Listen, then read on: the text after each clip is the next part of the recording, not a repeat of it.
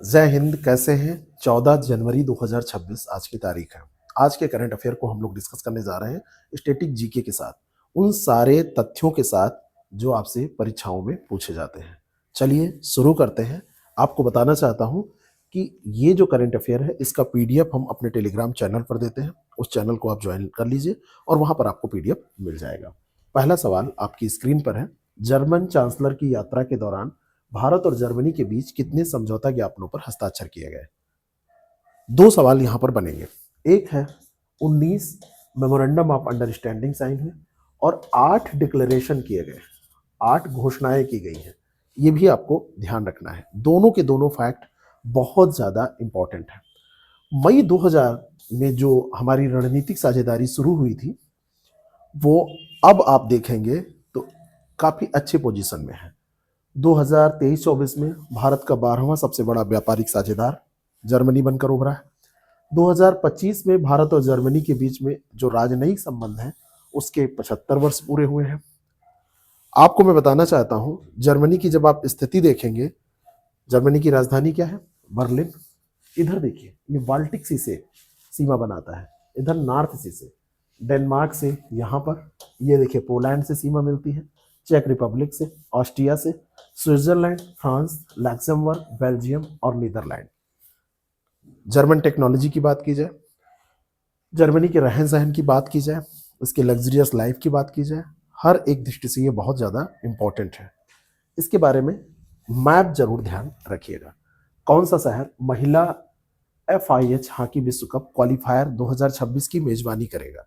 Qualifier का मतलब होता है जो फाइनल विश्व कप होगा उसके पहले टीमों को छांटना, और वो टीमें 3 टीमें छांटी जाएंगी। 8 टीमें टोटल पार्टिसिपेट कर रही हैं। हैदराबाद में आयोजन होगा। हैदराबाद तेलंगाना की राजधानी है। 2014 में आंध्र प्रदेश से तेलंगाना विभक्त होकर अलग एक नया राज्य बना था, और ये हैदराबाद में आयोजन जो होगा इसमें भारत, इंग्लैंड और इटली सहित कुल 8 टीमें पार्टिसिपेट कर रही हैं। तेलंगाना सरकार और हॉकी इंडिया के बीच में ये समझौता हुआ है, और अंतर्राष्ट्रीय हॉकी महासंघ का जो मुख्यालय है वो लुसाने स्विट्जरलैंड में है। भारत का जो नियामक है वो हॉकी इंडिया है। भारत में हॉकी इंडिया हॉकी के नियमन का कार्य करती है। ये बहुत ही इंपॉर्टेंट इसलिए हो जाता है क्योंकि ये क्वालिफायर मैच है। भारत, इंग्लैंड और इटली सहित 8 टीमें इसमें पार्टिसिपेट कर रही हैं। दविंदर सिंह गर्चा का निधन हुआ। उन्होंने किस ओलंपिक में स्वर्ण पदक जीता था? सबसे इंपॉर्टेंट बात मैं आपको बताने वाला हूं। 1980 में मास्को में ओलंपिक होता है। 1980 के मास्को ओलंपिक में जो स्वर्ण पदक जीता गया था वो भारतीय पुरुष हॉकी टीम का अब तक का 8वां और अंतिम ओलंपिक स्वर्ण पदक है, और इसका ये हिस्सा थे। इनकी खेल उपलब्धियों के लिए 2021 में इनको ध्यानचंद पुरस्कार भी दिया गया था। ध्यानचंद पुरस्कार इनको दिया गया था। DIG होकर IPS थे ये, और DIG होकर ये पंजाब पुलिस से सेवानिवृत्त हुए हैं। 1980 के मास्को ओलंपिक में स्वर्ण पदक जीतने वाली भारतीय टीम के प्रमुख खिलाड़ियों में से एक ये थे। 1980 में जो ये जीता गया उसके बाद अभी तक नहीं जीता गया है, तो अपने आप में भी इंपॉर्टेंट फैक्ट है। ये अपने आप में खुद ही एक इंपॉर्टेंट फैक्ट हो जाता है, ध्यान रखिएगा। अगला जो प्रश्न है, नवीनतम आंकड़ों के अनुसार वैश्विक मछली उत्पादन में भारत का वर्तमान स्थान क्या है? लास्ट क्लास में हमने चर्चा की थी। हमने आपको बताया था कि फर्स्ट स्थान पे, पहले स्थान पे तो चाइना है, लेकिन दूसरे और तीसरे स्थान पे डेटा अलग अलग मिलते हैं। अभी आंकड़ा आया और उसमें दूसरा स्थान इंडिया के बारे में बताया गया। क्या स्थान है? दूसरा स्थान है। विश्व का लगभग 8% मछली का उत्पादन भारत में होता है। मछली जो उत्पादन 13-14 के आंकड़े देखे जाएं तो 95 लाख टन था। 24-25 के आप आंकड़े देखेंगे 198 लाख। स्टेटमेंट आपको देगा कितना हो गया? क्या 2 गुना हो गया? तो हाँ, लगभग 2 गुने से ज्यादा है। हमारे यहाँ एक योजना चलाई गई, प्रधानमंत्री मत्स्य संपदा योजना, PMMSY। इस क्षेत्र के विकास के लिए बहुत ही महत्वपूर्ण योजना। नीली क्रांति, ब्लू रेवोल्यूशन, जलीय कृषि और मछली उत्पादन से संबंधित है। केवल मछली उत्पादन नहीं, उसको एक्वाकल्चर भी बोलते हैं। आप ऐसे केवल न लिखिएगा फिशरीज, फिशरीज एंड एक्वाकल्चर, जलीय उत्पादन और एक्वाकल्चर से ये संबंधित है। दोनों इंपॉर्टेंट फैक्ट हैं, आपको ध्यान रखना है, मोस्ट इंपॉर्टेंट है ना। नेशनल फिश फार्मर डे, ये मिलाया जाता है फिश फार्मर डे, ये सुमेलित करने को, मिलाने को आपसे पूछा जाता है। ये मनाया जाता है 10 जुलाई को। किससे मैच करना है? 10 जुलाई से पूछा जाएगा तो बहुत इंपॉर्टेंट है ये डेट। 11 जनवरी 2025 तक भारत में शुद्ध प्रत्यक्ष कर संग्रह कितना था? जो प्रत्यक्ष कर की हम जब बात करते हैं तो इसमें आता है कारपोरेट टैक्स और जो पर्सनल इनकम टैक्स है। ये दो मद बहुत ज्यादा इंपॉर्टेंट होती हैं। ये अभी देखा जाए तो ये 18.38 लाख करोड़, 18.38 लाख करोड़ रुपए हो गया है। इसमें 8.82% की वृद्धि दर्ज की गई है। ठीक है, इसके लिए हमारे यहाँ है सीबीडीटी, केंद्रीय प्रत्यक्ष कर बोर्ड। ये प्रशासन और वैधानिक प्राधिकरण है, प्रशासन का कार्य देखता है, वैधानिक प्राधिकरण है सीबीडीटी, केंद्रीय प्रत्यक्ष कर बोर्ड। तो भारत में प्रत्यक्ष करों से संबंधित जो भी प्रशासन है, जो वैधानिक कार्य है, वो यही देखता है। बहुत ही ज्यादा इंपॉर्टेंट है। और हमारे यहाँ का जो आयकर अधिनियम है, वो आयकर अधिनियम कब का है जो चल रहा है? वो है 1961 का। कब का है? 1961 का, इनकम टैक्स एक्ट 1961 का, मोस्ट इंपॉर्टेंट है। डीआरडीओ ने महाराष्ट्र के किस जिले में MPATGM का सफल परीक्षण किया? मोस्ट इंपॉर्टेंट, बहुत ही बढ़िया प्रश्न है। इसका सफल परीक्षण किया, बताइए किस जिले में किया? और इस जिले का नाम भी क्योंकि परिवर्तित किया गया था, इसलिए ये और ज्यादा इंपॉर्टेंट हो जाता है। और ये जिला है अहमदनगर। इसका पहले नाम हुआ करता था अहमदनगर और अब इसका नाम कर दिया गया है अहिल्यानगर, है ना। अब इसका नाम क्या कर दिया गया है? Ahilyanagar. Man portable anti tank guided missile, man portable anti tank guided missile, top attack की क्षमता ये रखती है और इमेजिंग इंफ्रारेड होमिंग सीकर से ये लैस है। डेवलप किसने किया है? डीआरडीओ ने। 1958 में रक्षा क्षेत्र में अनुसंधान और विकास के लिए डीआरडीओ की स्थापना की गई थी इंडिया में। कब की गई थी? 1958 में। अहिल्यानगर जो नाम रखा गया है, ये मराठा शासक अहिल्याबाई होलकर के सम्मान में ये नाम रखा गया है। मराठा शासक अहिल्याबाई होलकर के सम्मान में ये नाम रखा गया है। ठीक है, अहिल्याबाई होलकर ये मराठा शासिका थी और उनके नाम से ये अहमदनगर का नाम परिवर्तित किया गया है। राष्ट्रमंडल के अध्यक्षों और पीठासीन अधिकारियों के 28वें सम्मेलन की अध्यक्षता कौन करेगा? बहुत ही बढ़िया प्रश्न है। ये जो सम्मेलन हो रहा है वो कहां पर हो रहा है? ये हो रहा है न्यू दिल्ली में और इसकी अध्यक्षता कर रहे हैं ओम बिरला, हमारे लोकसभा के अध्यक्ष। ये सम्मेलन का क्रम क्या है? 28वां है और ये सम्मेलन हो रहा है 14 से 16 जनवरी के बीच में, 14 से 16 जनवरी के बीच में 2026 में ये सम्मेलन हो रहा है और इसका संविधान सदन में आयोजन किया जा रहा है। कहां पर किया जा रहा है? संविधान सदन में आयोजन किया जा रहा है। बात समझ में? और ये उन देशों का समूह कॉमनवेल्थ है जो कभी ब्रिटिश साम्राज्य का हिस्सा थे, जो कभी ब्रिटिश साम्राज्य का हिस्सा थे। भारतीय संविधान के अनुच्छेद 93 में लोकसभा अध्यक्ष यानी कि स्पीकर के पद के बारे में प्रावधान किया गया है। यह भी एक इंपॉर्टेंट फैक्ट है। ब्रिटिश कॉमनवेल्थ 56 देशों का यह समूह है। अफ्रीका, एशिया, अमेरिका, यूरोप और प्रशांत क्षेत्र, हर एक क्षेत्र के कंट्रीज में आते हैं। स्वैच्छिक अंतर सरकारी संगठन है ना। मुख्यतः पूर्व ब्रिटिश क्षेत्र, जितने पूरे पुराने ब्रिटिश क्षेत्र हैं वो इसमें शामिल है। 28 अप्रैल 1949 को लंदन डिक्लेरेशन के द्वारा इसकी स्थापना की गई थी और किंग चार्ल्स तृतीय ये इसके इस समय जो प्रमुख है, अध्यक्ष यही है, इसके अध्यक्ष हैं। जो भी राजा वहां पर होता है वही इसका अध्यक्ष होता है। मोस्ट इंपॉर्टेंट है ये क्वेश्चन, ध्यान रखिएगा। मेजर स्वाति शांता कुमार संयुक्त राष्ट्र महासचिव पुरस्कार 2025 जीतने वाली किस संयुक्त राष्ट्र मिशन में यह तैनात है? संयुक्त राष्ट्र मिशन के तहत इनकी तैनाती कहां पर है, यह आपसे पूछा जा रहा है। तो ये दक्षिणी सूडान में इनकी तैनाती की गई है। कहां पर? दक्षिणी सूडान में इनकी तैनाती है। किसके लिए? लिंग संवेदनशील शांति स्थापना के लिए।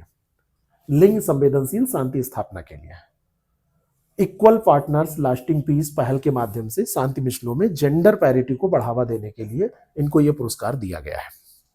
आपको पता होना चाहिए, संयुक्त राष्ट्र शांति सेना यूएन पीस कीपिंग में सैनिकों का योगदान देने में भारत सबसे बड़े देशों में से एक है। भारत का योगदान हमेशा बहुत ही अच्छा रहा है।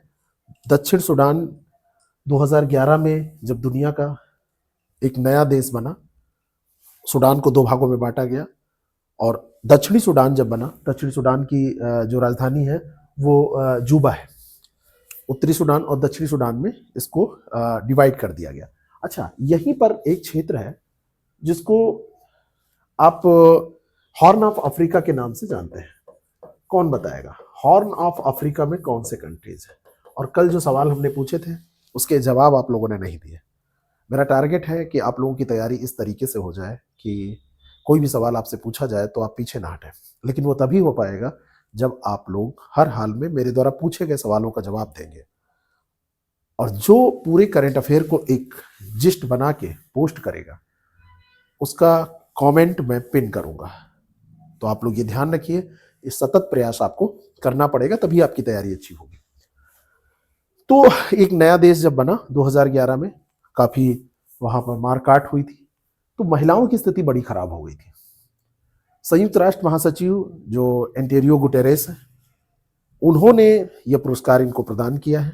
और भारत, मैं बार बार कह रहा हूं, अगर आपको स्टेटमेंट दिया जाए कि संयुक्त राष्ट्र जो पीस कीपिंग फोर्स है उसमें सैनिकों का योगदान देने वाले देशों में सबसे बड़े देशों में से एक है, तो आप कहेंगे हाँ। ये देखिए यहां पर, ये आपका साउथ सूडान है, ये जूबा इसकी राजधानी है। ये आप देखेंगे इधर ये सूडान पूरा, और इधर ये इसकी, देखिए इधर तो सूडान से इसकी सीमा मिलती है।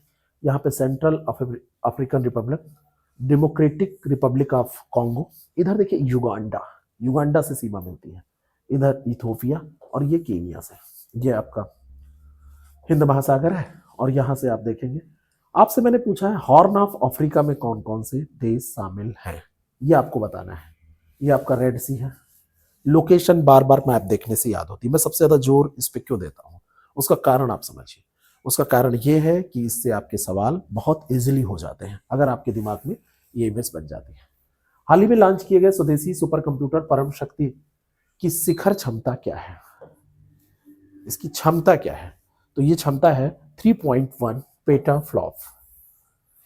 और भारत का सबसे शक्तिशाली कंप्यूटर, सबसे शक्तिशाली सिस्टम इसको ये बनाता है।